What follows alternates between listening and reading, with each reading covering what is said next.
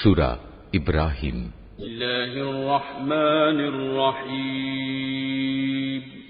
রহমান রহিম আল্লাহ তাআলার নামে।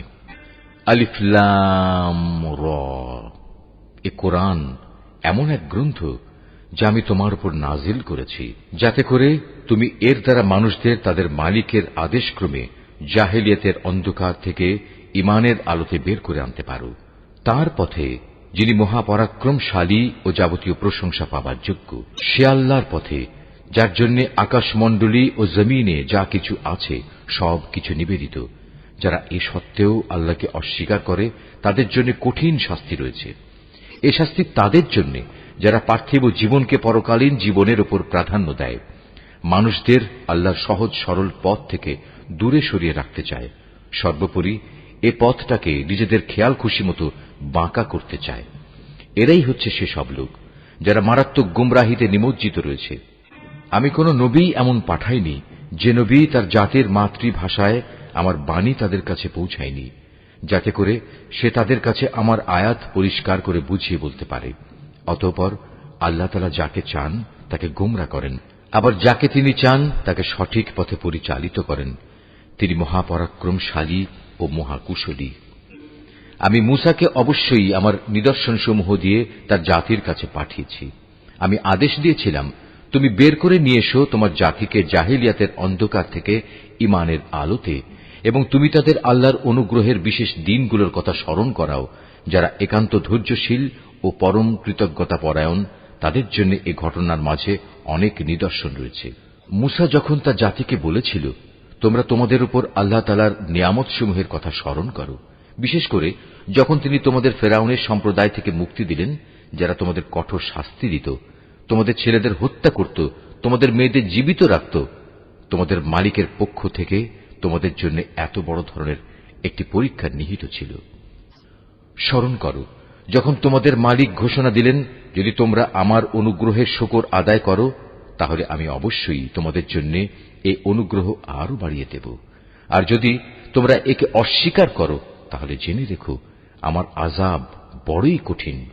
মূসা তার জাতিকে আরো বলেছিল, তোমরা এবং পৃথিবীর অন্য সব মানুষ একত্রেও যদি আল্লাহর নিয়ামত অস্বীকার করো তাতে আল্লাহর কিছুই ক্ষতি হবে না, কেননা আল্লাহ তাআলা হচ্ছেন যাবতীয় অভাব অভিযোগ থেকে মুক্ত, প্রশংসার দাবিদার। তোমাদের কাছে কি তোমাদের আগেকার লোকদের সংবাদ এসে পৌঁছয়নি? নূহের, আদ, সামুদ সম্প্রদায়ের ও তাদের পরবর্তী জাতিসমূহের, যাদের বিবরণ আল্লাহ তাআলা ছাড়া আর কেউই জানে না। সবার কাছেই তাদের নবীরা আমার আয়াতসমূহ নিয়ে এসেছিল। অতঃপর তারা তাদের নিজেদের হাত তাদের মুখে রেখে কথা বলতে তাদের বাধা দিত এবং বলত, যা কিছু পয়গাম নিয়ে তুমি আমাদের কাছে প্রেরিত হয়েছ তা আমরা স্পষ্টত অস্বীকার করি। তাছাড়া যে দিনের দিকে তুমি আমাদের ডাকছ সে বিষয়েও আমরা সন্দেহে নিমজ্জিত আছি। তাদের রসুলরা তাদের বলল, তোমাদের কি আল্লাহ তাআলা সম্পর্কে কোনো সন্দেহ রয়েছে, যিনি আসমানসমূহ ও জমিনের সৃষ্টিকর্তা? তিনি তোমাদের তার নিজের দিকে ডাকছেন যেন তিনি তোমাদের গুনাহসমূহ মাফ করে দিতে পারেন এবং একটি নির্দিষ্ট সময় পর্যন্ত তোমাদের অবকাশ দিয়ে সংশোধনের সুযোগ দিতে পারেন। এ কথার পর তারা বলল, তোমরা তো হচ্ছ আমাদের মতোই কতিপয় মানুষ। আমাদের বাপদাদারা যাদের ইবাদত করত, তোমরা কি তা থেকে আমাদের বিরত রাখতে চাও? তাহলে তোমাদের দাবির পক্ষে আমাদের কাছে কোনো সুস্পষ্ট দলিল প্রমাণ নিয়ে এসো। নবীরা তাদের বলল, এটা ঠিক, আমরা তোমাদের মতো কতিপয় মানুষ ছাড়ার অন্য কিছু নই, কিন্তু আল্লাহ তাআলা তাঁর বান্দাদের মধ্যে থেকে যাকে চান নবুয়তের দায়িত্ব দিয়ে তার উপর তিনি অনুগ্রহ করেন, আর আল্লাহ তাআলার অনুমতি ব্যতি রেখে দলিল উপস্থাপনের কোনো ক্ষমতাই আমাদের নেই। আর ঈমানদারদের তো এসব ব্যাপারে আল্লাহর ফয়সালার উপরে নির্ভর করা উচিত। তাছাড়া আমরা আল্লাহ তাআলার উপর নির্ভর করবই বা না কেন? তিনি আমাদের জাহেলিয়াতের অন্ধকার থেকে আলোর পথসমূহে হেদায়েত দান করেছেন। এই আলোর পথে তোমরা আমাদের যে কষ্ট দিচ্ছ তাতে অবশ্যই আমরা ধৈর্য ধারণ করব। সর্বশেষে কারো উপর নির্ভর করতে হলে সবার আল্লাহর উপরেই নির্ভর করা উচিত। কাফেররা তাদের রসুলদের বলল, আমাদের ধর্মীয় গোত্রে তোমাদের ফিরে আসতেই হবে, নতুবা আমরা তোমাদের আমাদের দেশ থেকে বহিষ্কার করে দেব। অতঃপর ঘটনা চরমে পৌঁছলে তাদের মালিক তাদের কাছে এই বলে ওহী পাঠালেন, আমি অবশ্যই জালেমদের বিনাশ করে দেব। আর তাদের নির্মূল করে দেওয়ার পর তাদের জায়গায় আমি অবশ্যই তোমাদের প্রতিষ্ঠিত করব। আমার এই পুরস্কার এমন প্রতিটি মানুষের জন্য যে ব্যক্তি আমার সামনে জবাবদিহিতার জন্য দাঁড়ানোকে ভয় করে এবং আমার কঠোর শাস্তিকেও ভয় করে। এর মোকাবেলায় ওরা একটা চূড়ান্ত ফয়সালা চাইল, আর সে ফয়সালা মোতাবেক প্রত্যেক দুরাচার ও স্বৈরাচারী ব্যক্তি ধ্বংস হয়ে গেল। তার একটু পিছনেই রয়েছে জাহান্নাম, সেখানে তাকে গলিত পুঁজ জাতীয় পানি পান করানো হবে। সে অতি কষ্টে তা গলধকরণ করতে চাইবে, কিন্তু গলধকরণ করা তার পক্ষে কোনো মতেই সম্ভব হবে না। উপরন্তু চারদিক থেকে তার উপর মৃত্যু আসবে, কিন্তু সে কোনো মতেই মরবে না, বরং তার পেছনে থাকবে কঠোর আযাব। যারা তাদের মালিককে অস্বীকার করে তাদের ভালো কাজের প্রতিফল পাওয়ার উদাহরণ হচ্ছে ছাই ভস্মের একটি স্তূপের মতো। ঝড়ের দিন প্রচন্ড বাতাস এসে যা উড়িয়ে নিয়ে যায়। এভাবে ভালো কাজের দ্বারা যা কিছু এরা অর্জন করেছে তার দ্বারা তারা কিছুই করতে সক্ষম হবে না। আর এটাই হচ্ছে এক মারাত্মক গুমরাহী। হে মানুষ, তুমি কি দেখতে পাও না আল্লাহ তাআলা আসমান সমূহ ও জমিনকে যথাবিধি সৃষ্টি করেছেন? তোমরা যদি এর উপর না চলো তাহলে তিনি ইচ্ছা করলে এই জমিন থেকে তোমাদের অস্তিত্ব বিলুপ্ত করে নতুন কোন সৃষ্টি তোমাদের জায়গায় আনয়ন করতে পারেন। আর এটা বিপুল ক্ষমতাবান আল্লাহর কাছে মোটেই কঠিন কিছু নয়। মহাবিচারের দিন তারা সবাই আল্লাহর সামনে উপস্থিত হবে। যারা দুনিয়ায় দুর্বল ছিল তারা তাদের উদ্দেশ্য করে যারা অহংকার করত বলবে, দুনিয়ায় আমরা তো তোমাদের অনুসারেই ছিলাম। আজ কি তোমরা আল্লাহর আযাব থেকে সামান্য কিছু হলেও আমাদের জন্য কম করতে পারবে? তারা বলবে, আল্লাহ তাআলা যদি আমাদের আজ নাজাতের কোনো পথ দেখিয়ে দিতেন তাহলে আমরা তোমাদেরও তা দেখিয়ে দিতাম। মূলত আজ আমরা ধৈর্য ধরি কিংবা ধৈর্যহারা হই, উভয়টাই আমাদের জন্য সমান কথা। আল্লাহর আযাব থেকে আজ আমাদের কোনোই নিষ্কৃতি নেই। যখন বিচার ফয়সালা হয়ে যাবে তখন শয়তান জাহান্নামীদের বলবে, আল্লাহ তাআলা তোমাদের সাথে যে ওয়াদা করেছেন তা ছিল সত্য ওয়াদা। আমিও তোমাদের সাথে একটি ওয়াদা করেছিলাম, কিন্তু আমি তোমাদের সাথে ওয়াদার বরখেলাপ করেছি। আসলে তোমাদের উপর আমার তো কোনো আধিপত্য ছিল না। আমি তো শুধু এটুকুই করেছি, তোমাদের আমার দিকে ডেকেছি, অতঃপর আমার ডাকে তোমরা সাড়া দিয়েছ। তাই আজ আমার প্রতি তোমরা কোন রকম দোষারোপ করো না, বরং তোমরা তোমাদের নিজেদের উপরই দোষারোপ করো। আজ আমি যেমন তোমাদের উদ্ধারে কোন রকম সাহায্য করতে পারবো না, তেমনি তোমরাও আমার উদ্ধারে কোনো সাহায্য করতে পারবে না। তোমরা যে আগে আমাকে আল্লাহর শরীক বানিয়েছ আমি তাও আজ অস্বীকার করছি। এমন সময় আল্লাহর ঘোষণা আসবে, অবশ্যই জালেমদের জন্য রয়েছে কঠিন আযাব। অপরদিকে যারা আল্লাহ তাআলার উপর ঈমান আনে এবং সে অনুযায়ী নেক কাজ করে তাদের এমন এক জান্নাতে প্রবেশ করানো হবে যার পাদদেশে প্রবাহিত হবে রং বেরঙের ঝর্ণাধারা। সেখানে তারা তাদের মালিকের অনুমতিক্রমে অনন্তকাল অবস্থান করবে। সেখানে চারিদিক থেকে সালাম সালাম বলে তাদের অভিবাদন হবে। তুমি কি লক্ষ্য করনি আল্লাহ তাআলা কালেমায়ে তাইয়্যিবার কি সুন্দর উপমা পেশ করেছেন? এই কালেমা যেন একটি উৎকৃষ্ট জাতের গাছ, যার মূল জমিনে সুদৃঢ়, যার শাখা প্রশাখা আসমানে বিস্তৃত। সেটি প্রতি মৌসুমে তার মালিকের আদেশে ফল দান করে। আল্লাহ তাআলা মানুষদের জন্য এভাবেই উপমা পেশ করেন, যাতে করে তারা এসব উপমা থেকে শিক্ষা গ্রহণ করতে পারে। আবার খারাপ কালেমার তুলনা হচ্ছে একটি নিকৃষ্ট বৃক্ষের মতো, যাকে জমিনের উপরিভাগ থেকেই মূলোৎপাটন করে ফেলা হয়েছে। এর কোন রকম স্থায়িত্বও নেই। আল্লাহ তাআলা ঈমানদারদের তাঁর শাশ্বত কালেমা দ্বারা মজবুত রাখেন। দুনিয়ার জীবনে এবং পরকালীন জীবনে জালেমদের আল্লাহ তাআলা এমনি করেই বিভ্রান্তিতে রাখেন। তিনি যখন যা চান তাই করেন। হে নবী, তুমি কি তাদের অবস্থা পর্যবেক্ষণ করনি যারা আল্লাহ তাআলার নিয়ামত অস্বীকার করার মাধ্যমে তাকে বদলে দিয়েছে? পরিণামে তারা নিজেদের জাতিকে ধ্বংসের এক চরম স্তরে নামিয়ে এনেছে। জাহান্নামের অতলে, যেখানে তারা সবাই প্রবেশ করবে। কত নিকৃষ্ট সেই বাসস্থান! এরা আল্লাহ তাআলার জন্য তার কিছু সমকক্ষ উদ্ভাবন করে নিয়েছে, যাতে করে সাধারণ মানুষদের তার পথ থেকে বিভ্রান্ত করতে পারে। হে নবী, এদের তুমি বলো, সামান্য কিছুদিনের জন্য তোমরা ভোগ করে নাও, কেননা অচিরেই জাহান্নামের আগুনের দিকে তোমাদের ফিরে যেতে হবে।